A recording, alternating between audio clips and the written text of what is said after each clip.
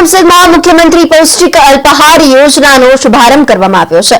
ધારાસભ્ય યોગેશ પટેલના વરદ હસ્તે શુભારંભ કરાયો છે। કાર્યક્રમમાં પુરવઠા અધિકારી સહિતના અધિકારીઓની પણ વિશેષ હાજરી જોવા મળી હતી।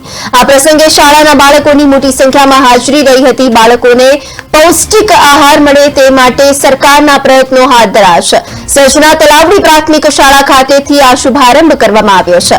આણંદના કરમસદ ખાતે સજના તલાવડી પ્રાથમિક શાળા ખાતેથી મુખ્યમંત્રી પૌષ્ટિક અલ્પાહાર યોજનાનો આણંદના ધારાસભ્ય યોગેશ પટેલના વરદ હસ્તે શુભારંભ કરવામાં આવ્યો હતો। આ કાર્યક્રમમાં જિલ્લા પુરવઠા અધિકારી, જિલ્લા શિક્ષણ અધિકારી, આણંદ ગ્રામ્ય મામલતદાર સહિત પ્રાથમિક શાળાના બાળકો ઉપસ્થિત રહ્યા હતા। ગુજરાતના મૃદુ મક્કમ મુખ્યમંત્રીશ્રીને આ એક સરસ વિચાર આવ્યો કે સવારે દીકરા દીકરીઓ જ્યારે સ્કૂલમાં આવે ત્યારે તેઓને એક પોષકક્ષમ અલ્પાહાર એટલે સવારનો નાસ્તો પણ આપવામાં આવે અને એનો આજે સમગ્ર ગુજરાતમાં આજે શુભારંભ થવા જઈ રહ્યો છે।